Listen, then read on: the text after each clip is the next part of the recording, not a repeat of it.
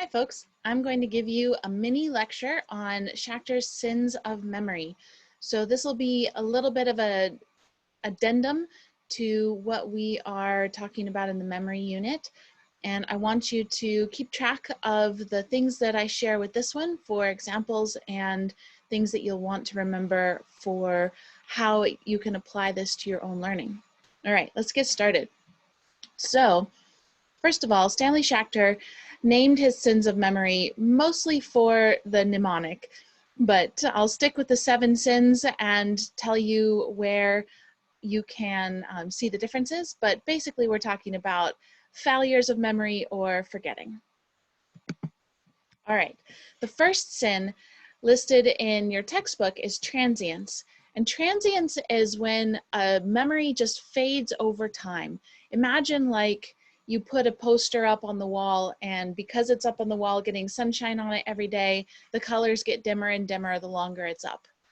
But what's actually happening when we think about transience is interference. So it's not that memories are fading or just wearing out, it's that when time passes, we are piling stuff on top of them in our memory. And so it's kind of like interference instead of fading.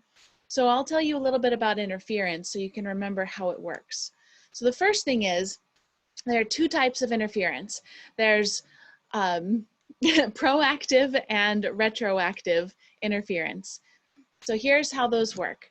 Proactive interference is when old information interferes with new information. So things that you used to know get in the way of you remembering things that you've learned later. Here's an example from my own life. There was a TV show that I used to watch when I was in college, and it was, I watched it well enough that I was really familiar with all the characters. And then when I started teaching and I started having, hundreds of students each year, I was trying to learn all of their names. And there was this one girl in my class, and this was years ago, who I could not remember her name for the life of me because she looked exactly like a character on this old TV show. And so no matter how many times I read her name on the roster or talked to her in person, I always kept accidentally thinking of her in my head, luckily not calling her out loud, the name of the TV character instead of her actual name. That old information from that show that I used to watch was interfering with me learning her name then. There's also retroactive interference. Retroactive interference is when new information interferes with old information. So for here, I'll give you an example from my sister. My sister, when she was in high school and college, studied French. And so she learned how to speak French basically fine, like conversationally well. And then when she graduated from college, she moved to Ukraine and has lived in Ukraine ever since. So she learned to speak Russian. And one time when they were out and about, wherever they were, I don't remember, they ran into a couple that they were just chatting with who were French. And my sister was thinking, hey, what better time to dust off my old skills of speaking French, and I can talk with these people in their own language. And instead, every time she tried to say something in French, all she could think of was how to say it in Russian. So the new information that she had learned was Russian, and it was interfering with her pulling the old information that she used to know, French, out of her memory. Now, telling the difference between proactive interference and retroactive interference takes a trick. And so I'm talking about mnemonics here. And let me tell you, a student came up with the best mnemonic to help you remember proactive versus retroactive interference. And I'll show you here on the screen. I want you to look at how I wrote it out, okay? And then notice the first letters. So all you have to do to remember the difference between proactive interference and retroactive interference is think of porn. Okay, here's your next sin. Absent-mindedness. The next sin is absent-mindedness because this is a failure of attention. You remember in those 3 block diagram that I gave you, the modal model of memory, which has sensory memory, short-term or working memory, and then long-term memory? the first thing you do in order to pull information from your sensory memory and bring it onto your mental desktop is you pay attention to it. And so absent-mindedness causes a failure of memory by cutting off that first arrow right at the beginning. So the thing is you have all of that information coming in through your senses. As soon as you stop paying attention to it, you throw it out the bottom. Remember, the bottom arrow pointed to loss. So if you stop paying attention, you lose that information. And I want you to understand that this means for you in your life, we're talking about multitasking. You can only pay attention to a couple of things at once, and really only one thing very well. So if you're paying attention to one thing, you're going to take all of that information coming in through your senses, put it on your mental desktop, and remember it better. But if you are switching your information back and forth between a bunch of things, like for instance, checking your phone or looking at what else is on the computer or whatever, that's taking attention away from what you were paying attention to a second ago. Using the example of a student in class, if you're listening to the teacher talk, if you're seeing the slides, or if you are taking notes, but also you stop and you check your notes or check your phone for a second, when you stopped listening and you started looking at your phone, the information coming in from your phone made you throw out the information that had been coming in through your ears a moment ago. So it's almost like, in order to imagine this, just imagine the teacher's voice cutting out.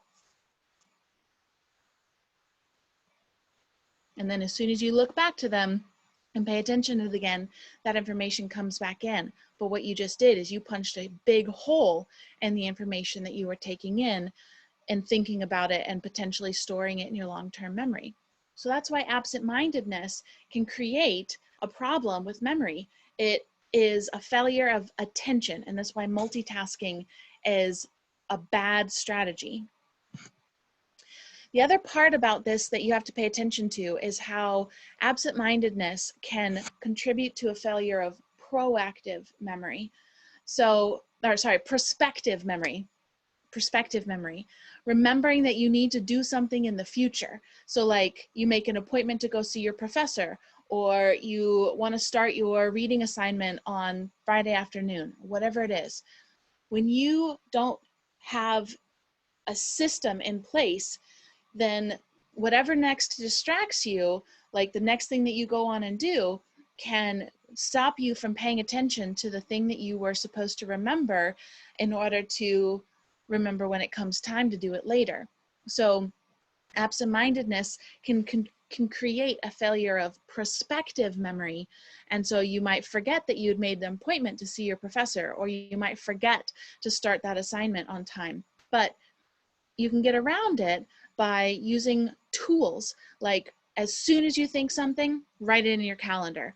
Or as soon as you know that you have to go do something, put a reminder in your phone. So all of those kinds of tools help you guard against absent-mindedness. The next sin of memory is called blocking.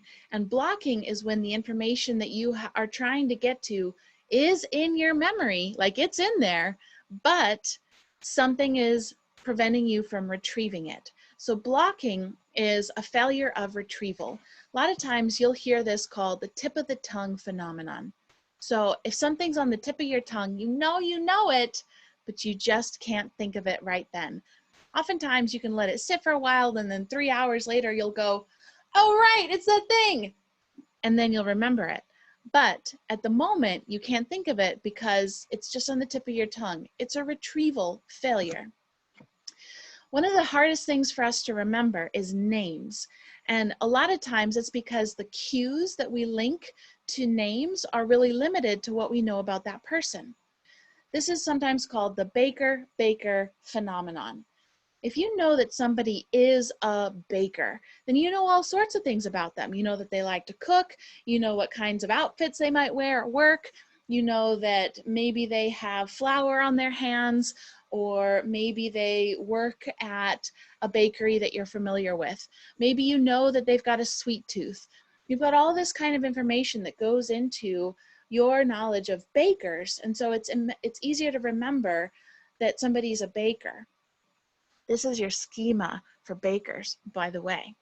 On the other hand, if you know somebody's last name is Baker, and that's kind of all you know about them, then that is a harder thing for you to remember because there's fewer cues to pull it out of your memory storage. So this random guy in the blue blazer, I just Googled people named Baker, literally a Google image search, and I pulled that out as sort of the least memorable picture that you can think of somebody whose last name is Baker. That's going to be contributing to a blocking problem. Here's your next sin. Here we go. Misattribution. Misattribution is when you can't remember where you heard or learned something. Was it from a book? Was it from the newspaper? Was it from TV? Was it from class? Was it from your friends? You have no idea. You know something, but you can't remember where you learned it. The reason why this is a sin of memory is because it's a key piece of information that's missing from what you knew, where you knew it from. But sometimes that doesn't matter so much. Where it does matter is if the source of the information that you learned it from isn't credible. So like maybe you think you learned something in class, but you actually learned it in conversation with your friends. Or maybe you thought you read something in a textbook, but you actually read it on some weirdo's blog. So the credibility of the information helps you, or the source of the information helps you evaluate the quality of the information. And if you learned it from a bad source or a source that isn't trustworthy or coming with reliable information, maybe you shouldn't put too much stock in it. But if you can't remember where you learned it from and you think it's maybe from somewhere else, then that could be a problem.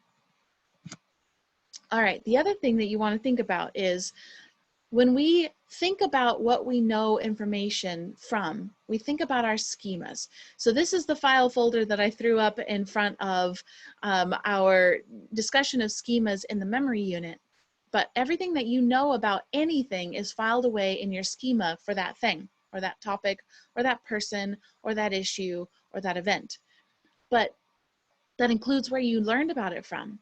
So if that information is lost, you might pull information from your schema to fill in the blanks, and then it'll feel like it's more reliable or trustworthy information because it's consistent with your schema, but maybe it's not so much.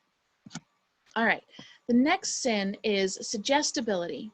Suggestibility is when we are thinking about information the way somebody wants us to think about it. So I've got a really distracting image up on the screen right now of a hypnotizing graphic.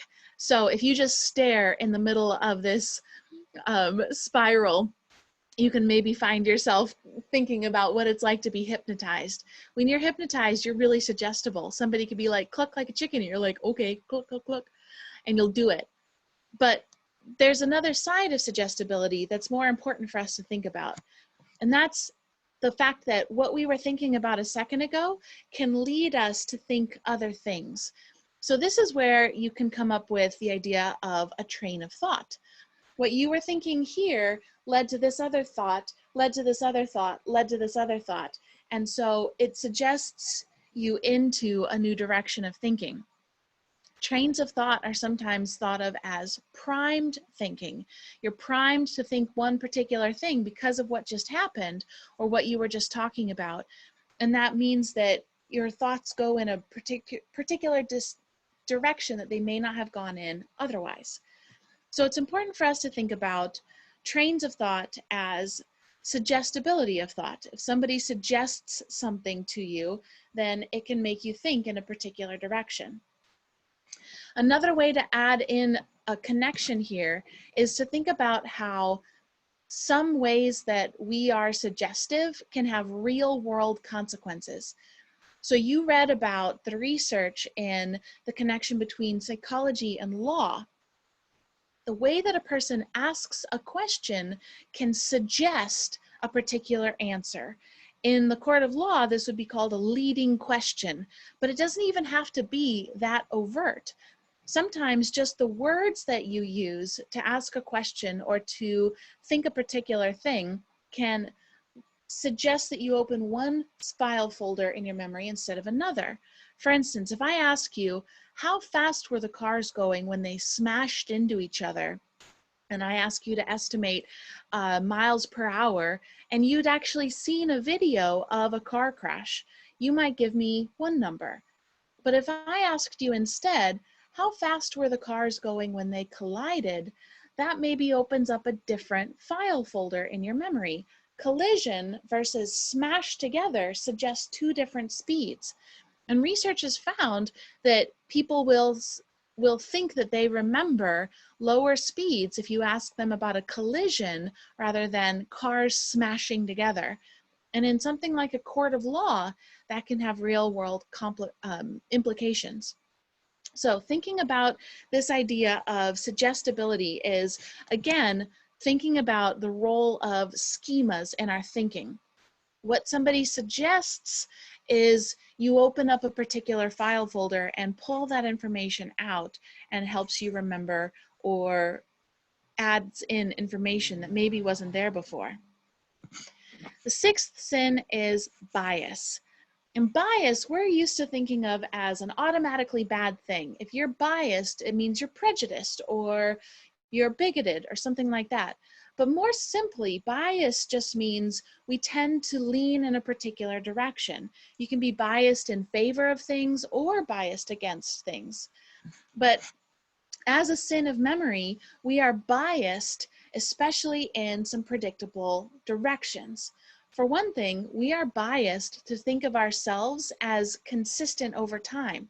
So we're more likely to remember that we used to think the same way that we think now, even though our attitudes might have changed over time. So when we think about bias as a sin of memory, we can be more able to remember some things that align with our bias now and forget that we used to think a certain thing if we are thinking about bias in other terms, like we have a different way of thinking about things now. So bias is important for us to remember as especially powerful, consistent directions of thinking. The last sin, the seventh sin, is persistence. And this sin is where you actually want to forget something, but you can't. So this sin is different from all of the other ones. The other ones were sins of forgetting, whereas persistence is when a memory that you wish that you could let go of, that you could forget, is actually sticking around beyond where it's helpful or desirable. So one thing that we can think of with persistence is kind of a normal thing. You can think of getting a song stuck in your head, or an earworm is another way of thinking about persistence, where you just have that same loop of a jingle going through your head, and after a while you're like, oh my God, make it stop! But you can't. So that's kind of the funny side of persistence. On the other side though, you can think about something like a flashbulb memory. A lot of times there are things that we wish that we could forget because they're linked to things that are painful to remember. For instance, where you were during a particular disaster, or something that represented trauma in your life. Or maybe it's not even that extreme. Maybe it's like you're trying to forget the person that you just dumped because you're trying to get over them, and yet all you can think about is them. The problem is sometimes the harder you try to forget something, the more it seems to be on your mind. This is a phenomenon called ironic processing. So if you're trying to not think about something on purpose, it can actually make it easier for it to be on your mind and memorable. So persistence is the last sin. Now, you might have noticed something about the way I've got these presented on the slide. So the thing is, there are different types of sins in here. I've lumped them together using color. So the first three are actually shared similarities in that they are sins of storage and retrieval. So either the information didn't get into your memory at all in the first place, or it went in with holes, or you know that it's in there, but you can't get it back out of your memory. It's a retrieval failure. The red ones are sins of distortion. So this is where the information is present and you can remember it, but maybe you're remembering it with a certain bias, or maybe what you're remembering is distorted in a particular way. So those two are different from the last one of persistence, where you wish you could remember, but you can't. Or I'm sorry, you wish you could forget, but you can't. So I want you to think about those sins of memory and keep track of the differences in your mind. We'll talk about how that can influence your studying. All right, see you later.